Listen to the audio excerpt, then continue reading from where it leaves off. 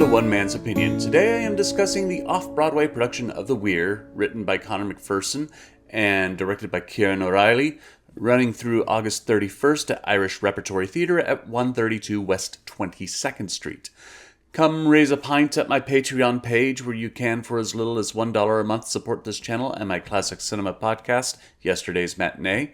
Patrons get early access to the latest episode, previews of reviews here, and early access to interviews, something which I just started doing, with the next one being with Hartford Stage Artistic Director Milia Ben-Susan, which will be out in early August.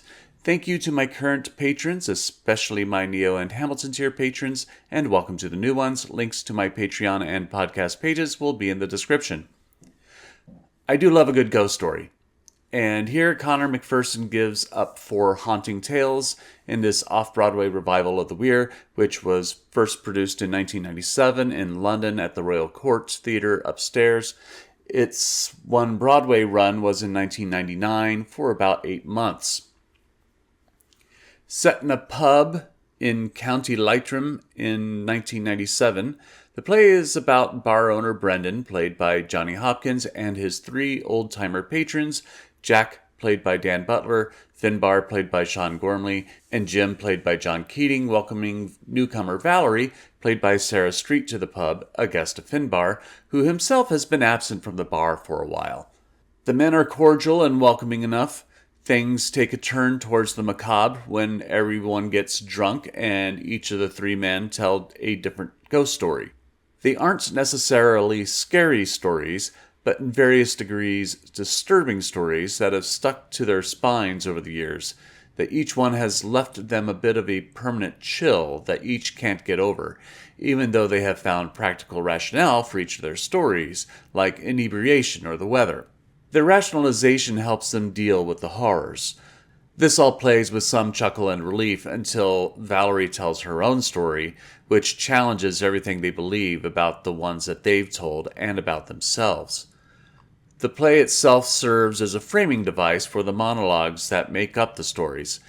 McPherson, though, doesn't just use it in that capacity. Sure, he may have written the play with the intent of being able to tell these different stories, but he doesn't leave it at that. He spends at least a good 20 to 30 minutes developing the characters before they start telling these stories. The cast is great, each one with their different affectations that create some uniqueness in their storytelling.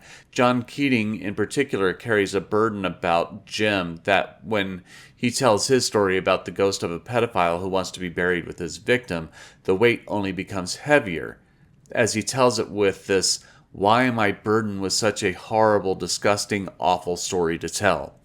Sarah Street's performance is often reactionary because she has to, as she sits there and listens to these various tales which run for at least about a half an hour.